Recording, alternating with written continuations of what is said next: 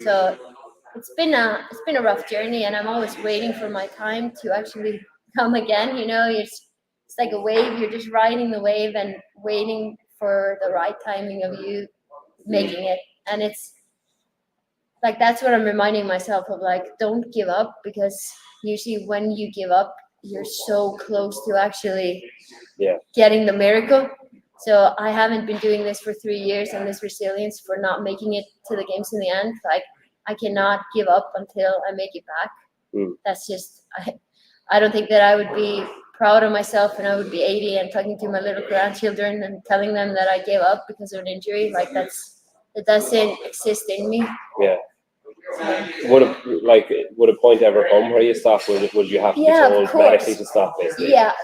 The reason why I don't stop is that I know that I have more in me. I know that I'm capable of more things that I've shown, and like, it's hard doing that when you're injured. You stop believing in what your body is able to do. But I know that when I'm in the right place, both body wise and soul wise and mind wise, like, the hardest thing with injuries is your mental side. You're like, is this worth it? Like, you just see the years disappearing, and you're not seeing the result of the work that you're putting in. That's almost how it feels. It's just like, okay, there's another year where I thought that I would make it, but I put in all the work. Like, there's nothing that I can think back of, like, oh, I would have changed this.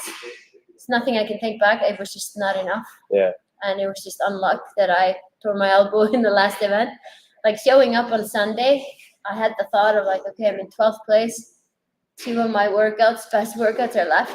I got this. And I even said it to Snorri before the event. I was like 12 is my number, and everything is like, finally my time has come here. And then something insane happens in the event that I never ever expected. So that's just part of the game and part of the challenge. Is it hard when something like that happens, like, not to immediately say, like, oh, hey everyone, I tore my elbow, like? Like I felt the click on the way down. And I was like, nope, it's not happening. Like, you don't have control of what happened, but if your mind goes straight into the, oh no, I'm injured, you give up right away. I was like, I'm not gonna stop this competition. I'm gonna finish it. I'm not gonna have 2 workouts left here. Like, I'm injured, but I'm not injured. Like, I can still finish the last workout, and I'm gonna try to use all the adrenaline that I have. Like, it's already torn. What more can happen in attempting it? Just the strength wasn't there. So adrenaline didn't help me at that time, unfortunately. Maybe for the best. Maybe for the best. It's like your arm hanging off. It's like, well, adrenaline is still there. Exactly. Where do you live now? Where would you call home? Suitcase. I travel a lot. I just did like a tour now a little bit in America. So I went to Vegas and saw Justin and the crew there, and going back to Iceland now on Sunday. I'm gonna spend some time there. So okay, and then Dubai again, or to be decided. I just want to get on a good roll of training and just simplify life a little bit again, and just get into a routine. I have some pilot exams in August that I need to do. So finishing them, and then just become a professional athlete again. And then a professional pilot. And then hopefully a professional pilot, private pilot. Icelandic Air. Yes, Icelandic Air. That will be in within 15 years, let's say that. People say, like, well, she travels so much that they just gave her the job. Exactly. I've already accumulated the hours, It's like the ultimate air miles. They just give you a plane. So you mentioned Vegas there with Underdog. So you linked up with Justin just before semifinals, kind of. Around semifinals, right before. So Caitlin, one of my best friends, she lives in Australia, and we competed together in a team at Waterpalooza. So I spent some time with Justin and her there, and I've always known Justin just from previous years. Me and Carrie Pierce are friends, so. So I knew him a little bit, but we always had a good connection, but I never even thought of him as my coach until like I met him at Waterpalooza. I just saw how he works with Caitlin, and then I was like, I'm not going to overthink this now. I'll do it next season instead. And then before semis, I stopped working with my coach or right after quarters, and Caitlin just started sending me her program, and we just were comparing times and stuff. And then from there, I was just like, why don't I just jump on board, because this is what's pushing me forward now. Yeah. So just it was the perfect timing. What was it about him at semi-final or at Wadapalooza that? He's just he has such a big heart, and it's hard to explain like how he is as a person. I just connect very well with him in both like just friendship and coaching. Like not that I've had coaches that are controlling me completely, but Justin lets me be the free bird that I am.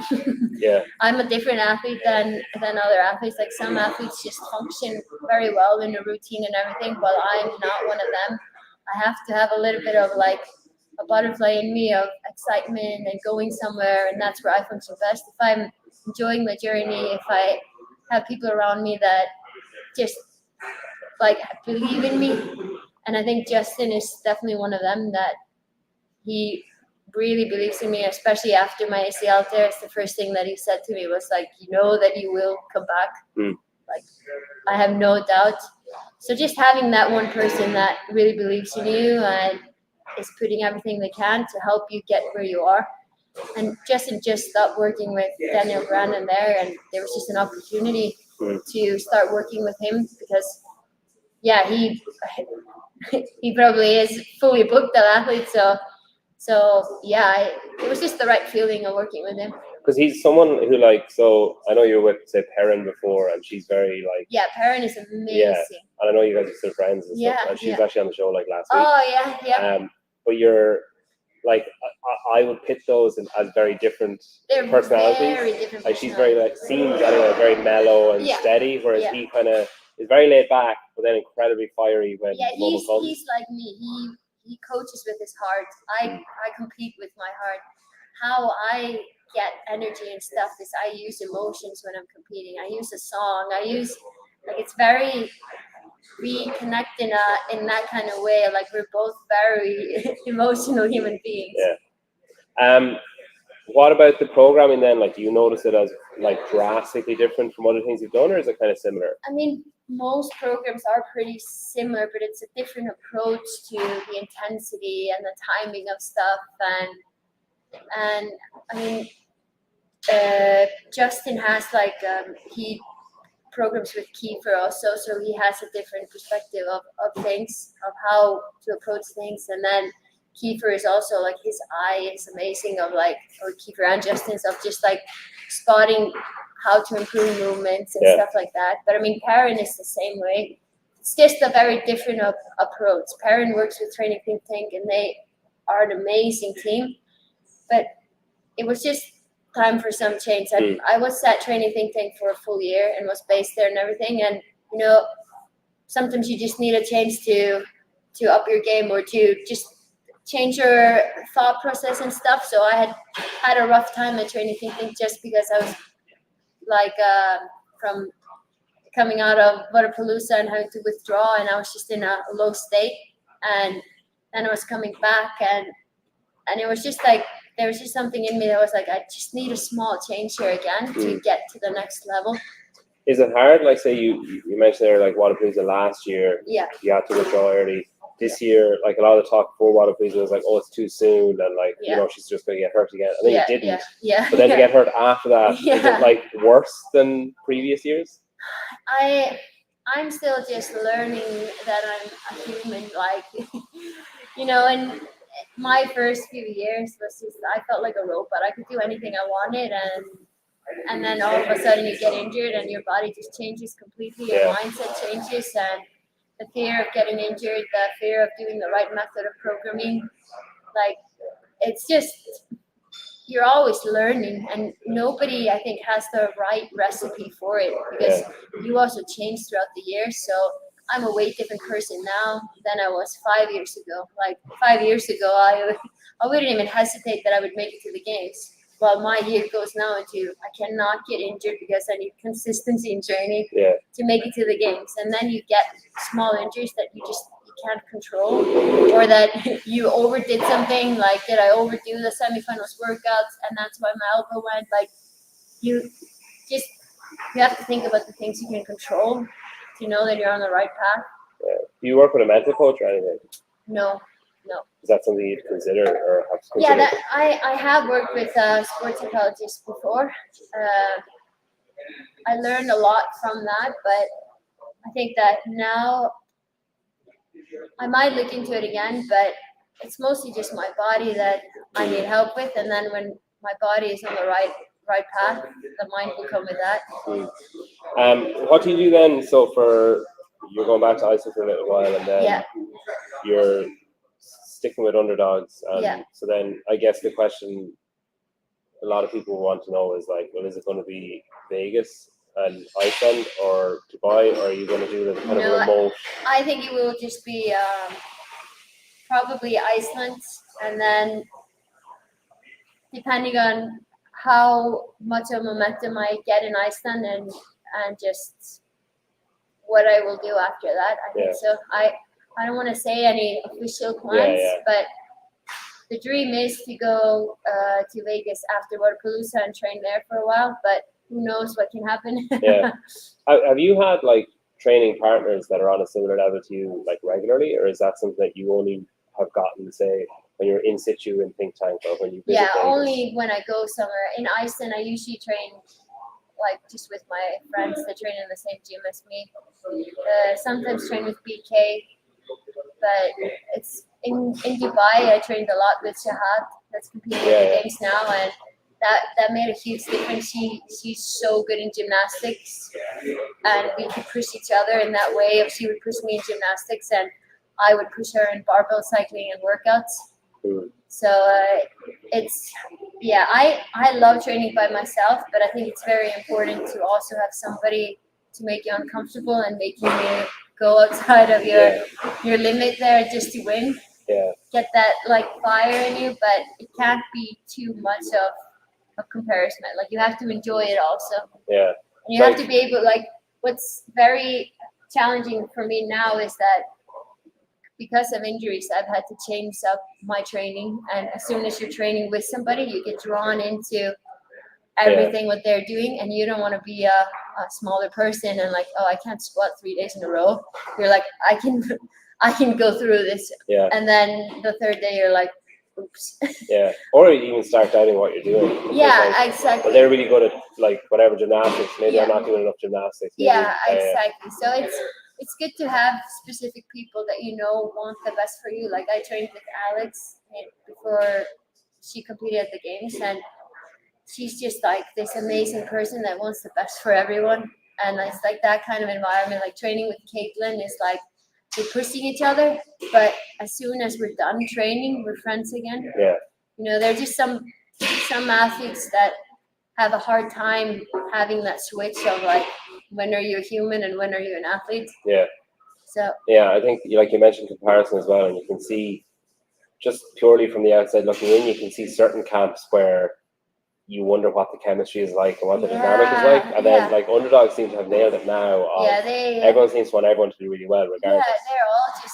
They're like a proper team of like I think if I was competing at the games this year, I would want the best for Alex, because I can see that she's such a good person and she's so talented, and it's just like you want the people that are putting in the work to get the reward from it. So it's like that environment at underdogs. It's just like everybody is putting in this amazing work and everybody's supporting each other of getting better results. But I mean, that's the same in training Think Tank also. Everybody wants the best for everybody. It's just a different atmosphere.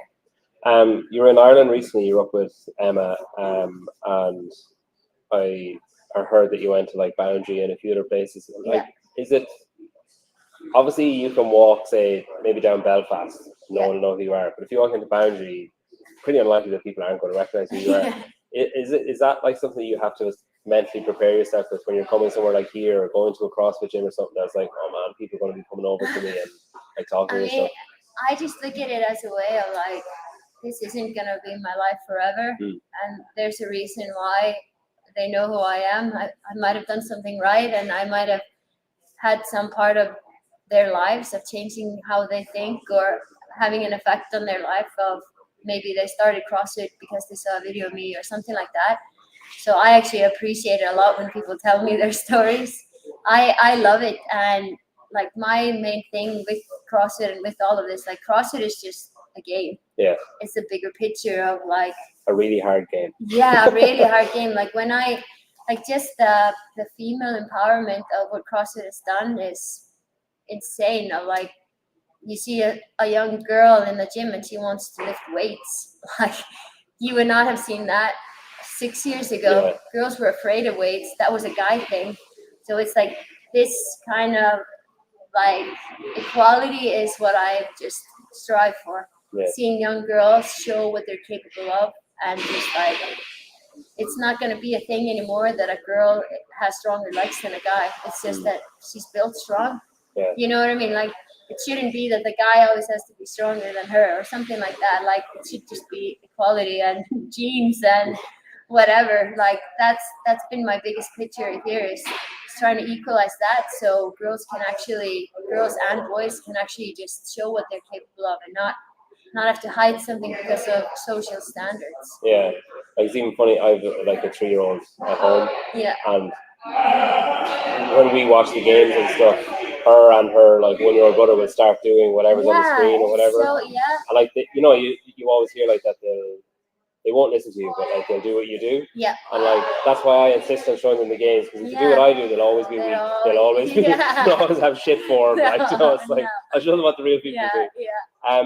So what about then when you're injured and when you're going through rehab and recovery and stuff, and like is it, I guess, like Snorri's job to take the kind of worry, like say the financial worry or the implications on the marketing side or that kind of thing?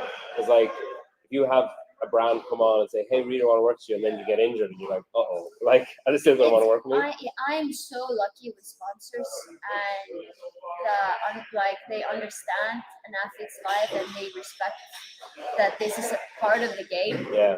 And as long as you're bringing everything to the table that you can, they also respect that. So being injured, you still have an opportunity to represent the brand. And I would also never sign with a brand that doesn't fit with me. So like CoSpacer, for example, is one of the brands that are the most beneficial for injuries, like foot strength and stability and everything. So it's like it's perfect fit for what I'm going through.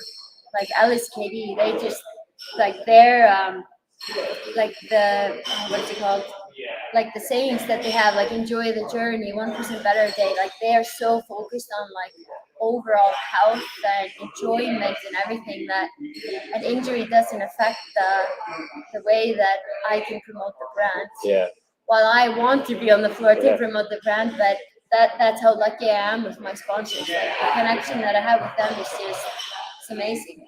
Yeah, I think as well, I don't know if there's any employee of LSPD that I've ever spoken to and left feeling worse than I started the conversation with. Like it's really hard not to leave in a good mood. Yeah, like exactly. Jason or anyone. Yeah, they're all so amazing. Yeah. You see, you're with Underdogs now. You've been with like a few different kind of training programs and things. And something that I've heard in the past is that like some of your, like struggles, say with fulfilling your potential at the highest level, could be attributed to like changing programs and that kind of thing. And you mentioned earlier on that like sometimes you feel you need a change to give a boost and to move on. Is there like, do you have regrets over how things worked out with certain things, or can you look at it that way? No, I don't have any regrets. I think that you experience everything for a reason and everything teaches you something. So the experience that I've had with the coaches that I had have taught me many lessons and are the reason where I am now. So I know, or I hope I know, that it will all be like, you see, Green Lights, the book with Matthew McConaughey. I don't know if you read it or not, but he talks about everything as a red light. And that's like, you see an experience and you regret it, and you give yourself a hard time for letting it happen or something. But in the end, you always see the green light from it because it was teaching you something. So all the hard things that you go through, there's always a lesson behind it, something that's like more than you think when it's going on. So how I try to remind myself is when I start to regret of like, oh, maybe if I would just have kept working with them for these many years, I would be on a different role because they know me differently. But then if I was working with them, I would probably be thinking also like maybe I should have taken the chance of upping my game up because I've been here stuck for a while. Like, so I try not to regret anything that I do and just try to learn as much as I can from it. And if I feel that I'm not doing the right thing, I try to change it up.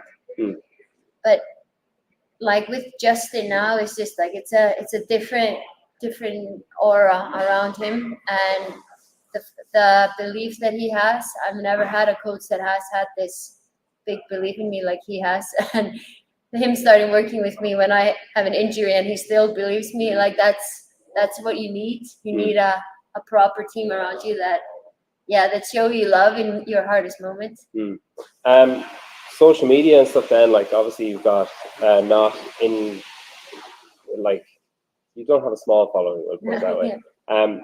You know, I know that you love like the engagement in person and, you know, meeting people and stuff is great and everything, but like dealing with like, I suppose like obligations that you have to do, or, you know, the things that you have to put up, or like there must be days where you're just like, oh, I just can't do it today. Oh, I am the worst when it comes to technology. Like I forget my phone everywhere. My phone is always dead, and then I'm like, oops, I forgot to post this, and I forgot to do this, and I have all these great ideas, and sometimes I feel like these two guys are like, yep, all accurate. they know exactly. So I get some help from it, but I want my social media to be me authentically, so like people know that they're not just talking to Snorri, my manager, when they're sending me messages or something like that. Like I get assistance from them because I need it, but I try to do it the Sara way of getting their ideas of how to promote and post. But it's also, you have to look at the social media platform as the same as like this, like appearance of like you're trying to have a good effect on people. And like it's a good effect, and it's also a bit of a retirement plan as well, where like you know, the bigger your brand is, like this helps you build the proper platform, and what you do after your career is, well, hopefully I'll be a pilot, but but if I can have this also on the side, and like, you know, you have to optimize while you are still a name. That's how I think about it. Yeah, you don't want to waste the opportunity. No, exactly. Like Kobe Bryant is like one of my biggest inspirations. Is like he was an amazing athlete, but wow, he brought so much more to the world than being an athlete.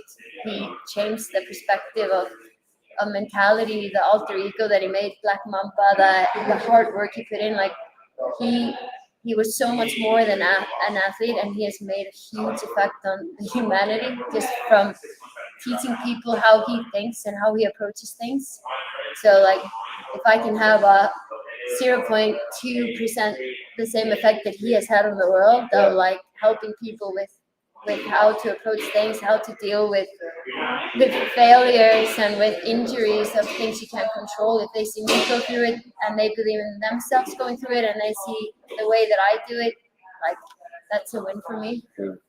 After this then, so you mentioned Caitlin there a few times. She's obviously in Australia, NSPD in Australia, Down Under Championships is coming at the end of the year. Is that on the cards, do you think? That is definitely on the list, but Iceland has to be first, and you have to become a professional athlete first to get the green light of going there. But it would be a dream to go there, and I'm also designing for LSKD, so it would be so much fun seeing the design team and doing stuff with them. Yeah, I figured when you left WIT, I figured it wouldn't just be like a straight close deal that would bring you away from there, because you had a lot of kind of creative control there. So can we expect similar things from this? Yeah, definitely. Okay. That's good. Well, it needs to be a different but similar. Yeah. Unique. Same but different. Yeah, same but different. Okay, so Down Unders, and then like potentially Down Unders, and then Wadapalooza. Yeah, Iceland again, and then probably Wadapalooza, and then Underdog. Okay, yeah, and this is all presuming everything goes well. Like this is the road that I see now, and we just have to expect an earthquake and like a lot of breaks that we have to go up and down from. But that's like the idea that I have in front of me now is like if all goes well, I would love to compete there. There. If every call from Nick is positive, saying like everything looks great. Yeah, everything's good. Check. Yeah. Well, this was great to talk to you. I know we kind of all have places to be. But when we all get back and we'll test the Wi-Fi out in Iceland, and we'll have an online call as well. Yeah. But thanks very much. Yeah, thank you so much for having me. My pleasure.